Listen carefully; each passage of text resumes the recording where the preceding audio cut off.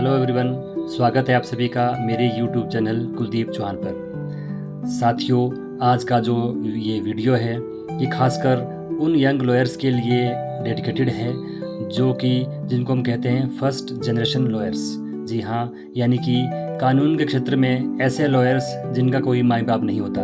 और ऐसे मैं समझता हूँ इस भारत में, इंडिया में कम से कम हज़ारों नहीं बल्कि लाखों ऐसे जो लॉयर्स हैं जो कि जिनका कोई माँ बाप इस क्षेत्र में नहीं है, कानून के क्षेत्र में नहीं है, और जो अपनी कोर्ट प्रैक्टिस स्टार्ट करना चाहते हैं, लेकिन उन्हें ये समझ नहीं आता कि वो क्या करें, कहाँ से शुरू करें, कैसे करें। तो दोस्तों, मैंने एक बहुत ही कंसाइज मैनर में एक आपके लिए कोई 8-9 मिनट का ये वीडियो बनाया है, जिसमें कि 1 साल के लिए हम शुरू का जो पहला साल है उसमें हम 2-2 महीने में किस तरह से अपनी कोर्ट प्रैक्टिस को स्टार्ट कर सकते हैं और हम क्या क्या सीख सकते हैं, ये मैंने इस वीडियो में कवर करने की कोशिश की है। तो आइए देखते हैं हम क्या क्या कर सकते हैं। दोस्तों, जैसा कि आपको स्क्रीन पर दिख रहा है, ये मेरे वीडियो का जो नाम है वो है यंग एडवोकेट्स स्टार्टर प्लान, यानी कि फर्स्ट जनरेशन लॉयर्स के लिए 6 से 12 महीनों में उन्होंने किस तरह से कोर्ट प्रैक्टिस शुरू करने के लिए क्या क्या उनको जो तरीके करने चाहिए वो मैंने आपके सामने रखे हैं। तो देखते हैं दोस्तों। जैसा पहले से दूसरे मंथ का नाम मैंने दिया है फाउंडेशन बिल्डिंग, यानी कि आपको किसी सीनियर के अधीन काम शुरू कर सकते हैं ट्रायल कोर्ट या हाई कोर्ट में। ठीक है, रोज़ कोर्ट जाएं, केवल खड़े रहकर सुनना भी बहुत कुछ सिखाता है। बेयर एक्ट्स की पढ़ाई, यानी कि CPC, CRPC और अब तो BNS, BNSS, evidence act, contract act, इनके सारे बेयर एक्ट्स की आप अच्छे से पढ़ाई से शुरुआत कर सकते हैं। क्योंकि कानून के क्षेत्र में सबसे ज़्यादा अगर आप किसी सीनियर के अंडर काम कर रहे हैं और आप रोज़ कोर्ट में जा रहे हैं तो आपको कम से कम इन बेयर एक्ट्स का नॉलेज होना बहुत ज़रूरी है। इसके साथ साथ आप लिखने की आदत डालें, केस के नोट्स बनाएं और आप इस तरह से पहले से दूसरे महीने में शुरुआत कर सकते हैं। अब बात आती है तीसरे से चौथे महीने में। इसको मैंने नाम दिया है प्रैक्टिकल एक्सपोजर का, यानी कि आप ड्राफ्टिंग शुरू करें, legal notice, bail applications, affidavits बनाएं, छोटे छोटे क्लाइंट का काम पकड़ें। प्रॉपर्टी वेरिफिकेशन हो गया, RTI फाइलिंग्स आदि हो गया, मूट कोर्ट्स या मॉक ट्रायल्स में भाग लें, बार एसोसिएशन की गतिविधियाँ को देखते रहें। जिस भी बार एसोसिएशन से आप एसोसिएटेड हैं उनकी गतिविधियाँ देखते रहें, उसमें जाते रहें। कोर्ट की प्रोसेस को देखते रहें, पेशी का समय क्या होता है, कोर्ट स्टाफ से व्यवहार समझें, यानी कि जब आप कोर्ट में जाएंगे तो वहाँ की क्या प्रोसेस होती है, पेशी का किस तरह समय लगता है और कोर्ट स्टाफ से किस तरह से व्यवहार करना चाहिए, ये आपको तीसरे से चौथे महीने में समझ आ जाना चाहिए।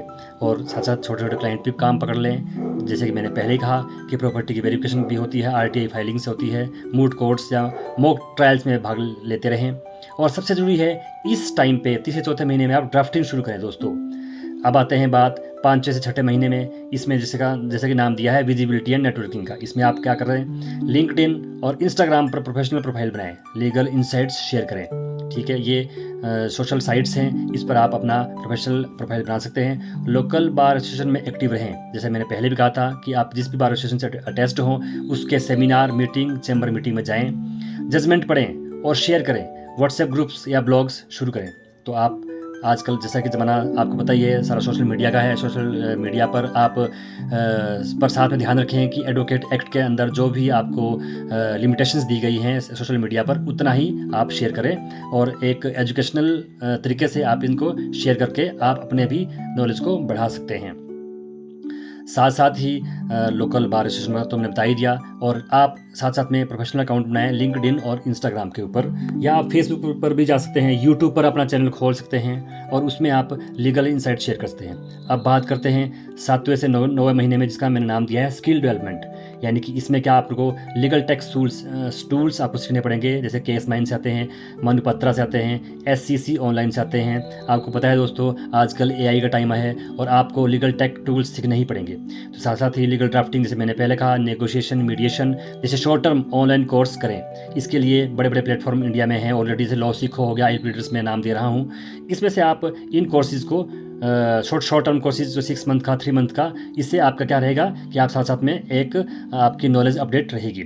साथ साथ क्लाइंट हैंडलिंग स्किल्स सीखें, कम्युनिकेशन पर फोकस दें, कोई फ्री या लो कॉस्ट लीगल एड काम करें, यह अनुभव और नेटवर्क दोनों देगा। जैसे कि मैंने आपके सामने स्क्रीन पर दिख रहा है कि आपको शुरुआत में पहले साल में कोई फ्री में या कोई लो कॉस्ट लीगल एड का काम जरूर करना चाहिए। आपको ऐसे मतलब जो कि गरीब लोग होते हैं उनके केस जो है फ्री में भी लड़ने चाहिए, और इससे क्या होगा कि आपको एक बहुत अच्छा एक्सपीरियंस गेन होगा।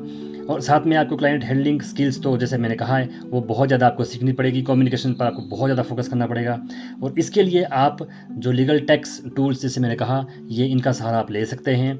और इससे जो है आप हमेशा अपडेट रहेंगे। और साथ साथ शॉर्ट टर्म कोर्सेज जैसे ड्राफ्टिंग के ऊपर हो गया, नेगोशिएशंस के ऊपर हो गया, आजकल तो अब जैसे कि मैंने कहा लीगल ड्राफ्टिंग, नेगोशिएशन, मीडिएशन जैसे शॉर्ट टर्म कोर्स पर आप इससे कर सकते हैं। ठीक है जी। और ये दोस्तों ये बहुत ही एक मतलब मैं कहूँगा कि आपकी प्रैक्टिस में अगर ये आप साथ साथ में ये ऐसे छोटे छोटे शॉर्ट कोर्सेज करते रहेंगे तो ये आपके प्रैक्टिस में 4 चांद लगा देंगे और आप हमेशा अपडेट रहेंगे। तो इसके साथ साथ अब तो बहुत ज़्यादा कोर्सेज और भी आ गए हैं, जैसे कि इंटेलेक्चुअल प्रॉपर्टी राइट्स के ऊपर आप कर सकते हैं। आजकल बहुत ज़्यादा आईपीआर का जो है अब मतलब टाइम आ चुका है। नेगोशिएशन एक ऐसे, मीडिएशन एक ऐसी फील्ड है जिसमें कि बहुत ज़्यादा लोग काम करना चाहते हैं। अब आते हैं 10 से 12 महीने में, यानी कि लास्ट के साल के 2 महीनों में, इसमें आप इंडिपेंडेंस एंड कॉन्फिडेंस सीखे। छोटे छोटे केस खुद लड़े दोस्तों, पार्किंग का चालान हो गया, बेल, डाइवोर्स पिटीशन, ड्राफ्टिंग हो गई।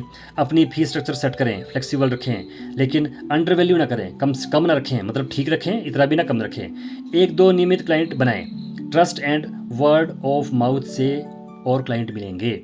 सेल्फ ब्रांडिंग पर ध्यान दें, यदि आप अच्छे विजिटिंग कार्ड बनाएं, व्हाट्सएप बिजनेस प्रोफाइल बनाएं, गूगल में माई बिजनेस पे जो बनता है वो आप एक अकाउंट बनाएं। तो ये जो है लास्ट का जो साल है दोस्तों, इसमें आपको एक इंडिपेंडेंस आ जानी चाहिए और कॉन्फिडेंस लेवल आपका बहुत हाई होना चाहिए। इसमें कि मैंने पहले ही आपको कह दिया है कि आप इसमें छोटे छोटे केस खुद लड़ सकते हैं, आपके इससे कॉन्फिडेंस बिल्ड होगा और आपकी इंडिपेंडेंस का इसमें पता चलेगा। छोटे छोटे केस में जैसे डाइवोर्स के पिटीशन लगा दी आपने, ड्राफ्टिंग कर दी, कोई आप लीगल नोटिस के जवाब दे दिए, कोई बेल एप्लीकेशन लगा दी, पार्किंग के जो चालान चुन होते रहते हैं आपको पता ही है ना जी। और फीस स्ट्रक्चर को ऐसा फ्लेक्सिबल रखें कि ताकि आप कंपिटिटिव दिखें और मार्केट में आपकी तरफ लोग आएँ, आपसे लोग बात करें। और 1-2 क्लाइंट को नियमित बनाएं, मतलब कहने का मतलब ये तो मैंने थोड़ा सा कहा, लेकिन आपको 5 से 7 क्लाइंट बनाने चाहिए जिसमें कि आप उनके साथ ट्रस्ट और वर्ड माउथ से आपको क्लाइंट मिल जाते हैं। और मैंने फिर कहा कि सेल्फ ब्रांडिंग पर बहुत ध्यान दें, अपनी विजिटिंग कार्ड्स को बहुत अट्रैक्टिव बनाएं, व्हाट्सएप बिजनेस प्रोफाइल बनाएं और गूगल माई बिजनेस पर एक अकाउंट ज़रूर बनाएं। तो साथियों, मेरी ये इस वीडियो के थ्रू एक कोशिश रही है कि मैं इसको 1 साल को जो है मैंने 5 भागों में बांटा है। आप इनके स्क्रीनशॉट रख सकते हैं, इस वीडियो को आप सेव कर सकते हैं। और इसमें जो टूल्स मैंने बताए हैं, शायद ये first generation lawyer, specially first generation lawyers के लिए ये तैयार किया गया है। और इसमें थोड़ी सी मेहनत हमने की है कि एक जो कोर्ट प्रैक्टिस में बहुत सारी झिझक होती है बच्चों को, नए नए जो खासकर लॉ स्टूडेंट्स जो